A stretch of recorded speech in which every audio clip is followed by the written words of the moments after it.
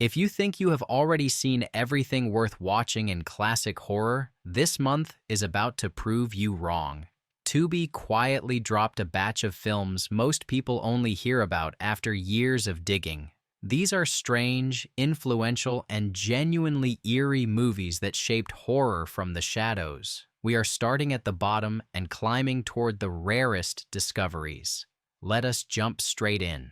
Number 17, Carnival of Souls, 1962. This movie sneaks up on you in a way modern horror rarely does. The setup is deceptively simple. A young woman survives a traumatic accident and drifts into a lonely new life, taking a church organ job in a strange lakeside town.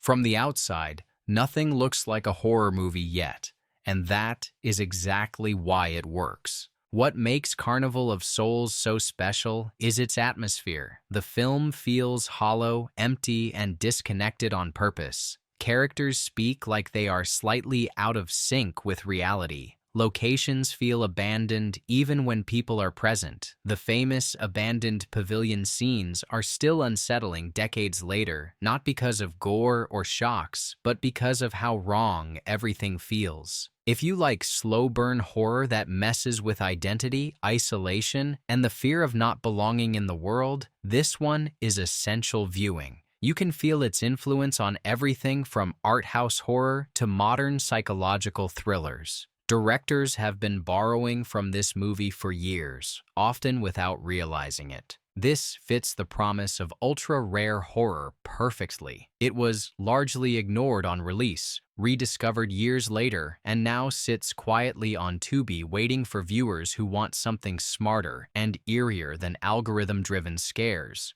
Watch this late at night when you want horror that lingers instead of screams. Number 16, The City of the Dead, 1960. This is one of those films that feels like it should be better known, yet somehow slipped through the cracks. The story follows a young student who travels to a fog-covered New England town to research witchcraft. From the moment she arrives, the movie wraps itself in mist, superstition, and quiet menace. The real strength here is mood. The fog is not just visual decoration, it is practically a character. Streets disappear, faces emerge from the gray, and the town feels frozen in time. The black and white photography gives everything a cold graveyard quality that modern remakes would probably ruin with color and polish. If you enjoy folk horror before it became a trend, this movie is a must. It plays with the idea of history refusing to stay buried and communities protecting dark traditions. There are no flashy effects, but the sense of doom builds steadily until the final act hits harder than you expect. As an ultra-rare classic, The City of the Dead represents a type of horror that trusted atmosphere more than spectacle. It rewards patience and attention. On Tubi, it feels like a secret film club discovery, the kind you recommend quietly because you want others to feel like they found it on their own. Number 15. Messiah of Evil, 1973. This is where the list starts getting truly strange. Messiah of Evil drops you into a coastal town that feels abandoned, yet people keep appearing at the worst possible moments. A woman searching for her missing father slowly realizes the town is infected with something deeply wrong. What makes this movie unforgettable are its set pieces. A late-night grocery store scene and an empty movie theater sequence are among the most quietly terrifying moments in 70s horror. There is no rush, no loud music telling you how to feel. The movie lets discomfort grow naturally until you realize you have been tense for far longer than expected. This is perfect for viewers who love dreamlike horror that feels disconnected from normal logic. The film plays like a waking nightmare, with scenes bleeding into each other and explanations kept deliberately vague. It rewards viewers who enjoy piecing together meaning rather than being handed answers. Messiah of Evil absolutely earns its place as an ultra-rare classic. It was misunderstood on release, admired by filmmakers later, and now lives a second life on Tubi. If you want horror that feels cursed, surreal, and oddly beautiful, this is one you should not miss. Number 14. Let's Scare Jessica to Death, 1971. This is one of those horror films that makes you question what you are actually seeing and whether the movie wants you to trust any of it. The story follows Jessica, a woman recently released from a mental institution who moves to the countryside with her husband hoping for a fresh start. Almost immediately, strange sounds, whispers, and unsettling encounters begin creeping in. What makes this movie so powerful is how deeply it traps you inside Jessica's perspective. You are never fully sure if the horror is external or happening entirely in her mind. The film uses quiet moments, long silences, and subtle visual tricks instead of obvious scares. When something disturbing happens, it feels personal, invasive, and hard to shake. This is perfect for viewers who love psychological horror that feels fragile and intimate. If you enjoy stories about unreliable perception, mental health, and paranoia slowly tightening its grip, this one hits hard. It is also surprisingly modern in how it treats its central character, never turning her into a joke or a cliché. As an ultra-rare classic, this film was overshadowed by louder 70s horror, but its influence is everywhere once you notice it. On Tubi, it feels like discovering a missing link between classic Gothic horror and modern psychological dread. Number 13. Black Sunday, 1960. Black Sunday is pure Gothic horror done with absolute confidence. The story centers on a witch executed centuries ago who vows revenge on her descendants.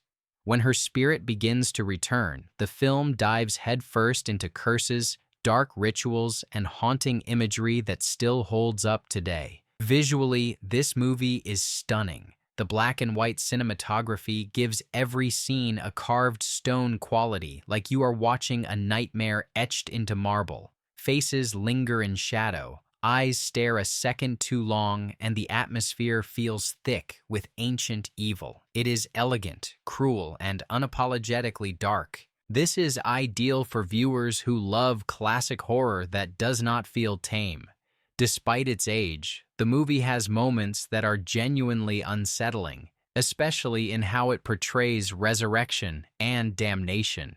It treats horror seriously, never winking at the audience or softening its edges. As an ultra-rare classic on Tubi, Black Sunday reminds you how powerful horror can be when it leans into mood and myth instead of spectacle. It is the kind of film that makes modern horror feel rushed by comparison, and it rewards viewers who slow down and let the dread soak in. Number 12. The Devil Rides Out, 1968. This film feels like discovering a secret chapter of classic horror history. The story follows a group of friends who uncover a satanic cult operating right under polite society's nose. What starts as curiosity quickly turns into a battle against dark forces that take their rituals very seriously. What makes this movie stand out is how grounded it feels despite its supernatural subject. The rituals are detailed, the stakes are clear, and the film never treats the occult as a joke. It builds tension through belief, fear, and the idea that evil thrives when people underestimate it. This is perfect for viewers who enjoy occult horror with rules, structure, and atmosphere. If you like stories where knowledge is power and ignorance is deadly, this movie scratches that itch beautifully. It also has a steady pace that keeps pulling you forward without relying on shock tactics. As an ultra-rare classic, The Devil Rides Out often gets overshadowed by flashier horror from the same era. On Tubi, it finally gets the chance to be rediscovered as a smart, confident film that trusts its audience and its material. Number 11. The Innocents, 1961. This is one of the quietest movies on the list, and also one of the most disturbing if you let it work on you. The story follows a young governess who arrives at a remote estate to care for two children. Almost immediately, she begins sensing a presence that should not be there, watching, influencing, and possibly possessing. What makes The Innocents unforgettable is how little it shows you. The horror lives in shadows, glances, reflections, and moments that might be imagined. The children are polite, calm, and unsettling in ways that feel deliberate. Every conversation feels loaded with something unsaid, and the house itself feels like it is holding its breath. This is perfect for viewers who love ambiguity. If you enjoy horror that forces you to question whether evil is supernatural or psychological, this movie is essential. It rewards attention, patience, and re-watching more than almost anything else from its era. As an ultra-rare classic, The Innocents is often praised by critics but rarely watched by casual horror fans. On Tubi, it feels like a masterclass hiding in plain sight, reminding you that fear does not need volume to be devastating. Number 10. Eyes Without a Face, 1960. This film feels delicate and cruel at the same time. The story centers on a brilliant surgeon obsessed with restoring his daughter's disfigured face, no matter the cost. What follows is a chilling mix of medical horror, obsession, and quiet tragedy. Visually, this movie is unforgettable. The mask worn by the daughter is haunting in its simplicity, turning her into a living ghost. The violence is restrained but deeply unsettling, especially for its time. The film does not rush through its most disturbing ideas, which makes them linger far longer than expected. This is perfect for viewers who appreciate horror that feels poetic and uncomfortable. If you like films that blend beauty with cruelty and ask you to empathize with characters doing monstrous things, this one hits hard. As an ultra-rare classic, Eyes Without a Face sits at the crossroads of art house cinema and horror. On Tubi, it plays like a forbidden film you were not supposed to stumble across, elegant, sad, and quietly horrifying in ways modern movies rarely attempt. Number 9. The Haunting, 1963. This is one of the greatest haunted house movies ever made, and it does almost everything without showing a single ghost. The story follows a small group invited to stay in a mansion with a violent history, supposedly to investigate paranormal activity. What unfolds is psychological pressure slowly crushing the most vulnerable person in the room. The sound design is what truly sets this apart. Knocking, breathing, laughter, and unseen movement turn empty hallways into nightmares. The house feels alive, hostile, and deeply personal in how it targets its victims. This is perfect for viewers who want pure atmosphere. If you love haunted house stories where the building itself feels malicious, this is required viewing. It proves that suggestion can be far more terrifying than spectacle. As an ultra-rare classic on Tubi, The Haunting reminds you how powerful restraint can be. It is not just scary for its era, it is timeless, and it deserves to be rediscovered by anyone who thinks they have seen every great horror film already. Number 8. Night of the Hunter, 1955. This movie feels like a nightmare told in the language of a fairy tale. At its core, it is about two children being hunted, but the way that story is told makes it one of the most unsettling films ever made. A false preacher drifts into a small town, charming adults while quietly terrorizing the children who know exactly what he is. What makes Night of the Hunter so disturbing is how innocent it looks on the surface. The imagery is almost storybook simple: moonlit rivers, shadowy bedrooms, quiet hymns sung in the dark. But beneath that beauty is pure menace.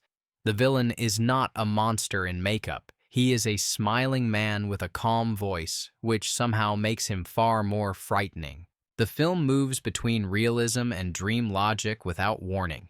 Scenes feel symbolic, exaggerated, and eerie in ways that stick in your mind long after the credits roll.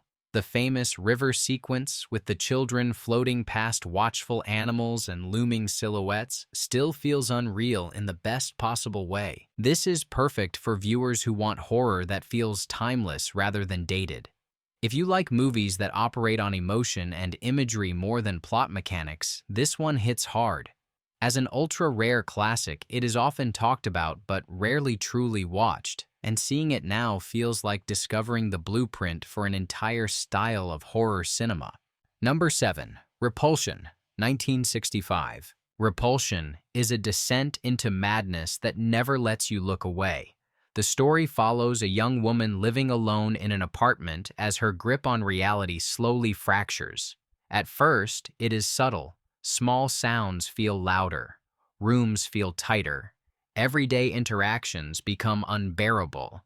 Then the walls themselves begin to close in. What makes this movie so effective is how completely it commits to its central character's mental state. The apartment becomes a prison shaped by fear, paranoia, and repressed trauma. Cracks appear in walls, hands reach from nowhere, and time loses its meaning. None of it feels random. It all feels like the world turning hostile from the inside out. The pacing is patient but relentless. Each scene adds another layer of discomfort until even silence feels aggressive.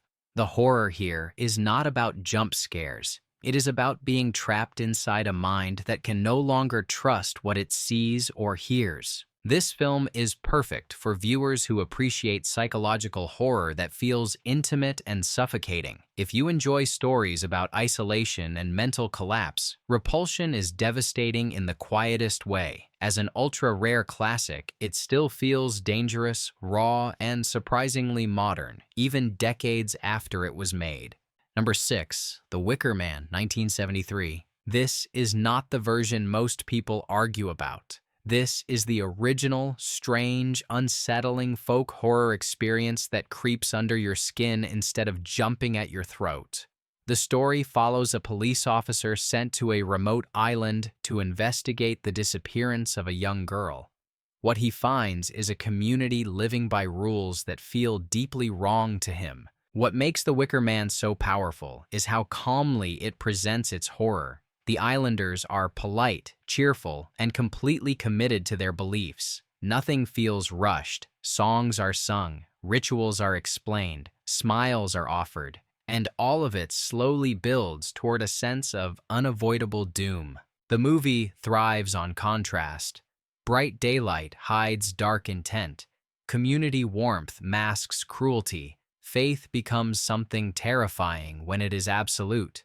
By the time the final act arrives, you realize the film has been guiding you toward this outcome the entire time. This is perfect for viewers who love slow-burn horror rooted in culture, belief, and unease rather than violence. As an ultra-rare classic, it remains one of the most haunting examples of folk horror ever made. Watching it now feels less like entertainment and more like stepping into a ritual you were never meant to witness. Number 5. Don't Look Now, 1973. This movie does not scare you in obvious ways. Instead, it unsettles you by quietly rearranging how you experience time, memory, and grief. The story follows a couple traveling to Venice after the death of their child, hoping distance will help them heal. What they find instead is a city that feels fragmented, haunted, and emotionally unstable. What makes Don't Look Now so powerful is its editing and structure. Scenes overlap, moments echo each other, and past and present blur together until you stop trusting the order of events. The film feels like a mind-stuck replaying trauma, unable to move forward. Venice itself becomes a maze of water and stone that mirrors that emotional confusion. There is very little traditional horror here, yet the tension is constant. Small details feel loaded with meaning. A glimpse of red, a figure disappearing around a corner, conversations that feel slightly off. Everything builds toward a conclusion that feels both shocking and inevitable. This is perfect for viewers who like horror that operates on emotion rather than mechanics. If you enjoy films that reward attention and rewatching, this one grows more disturbing the more you think about it.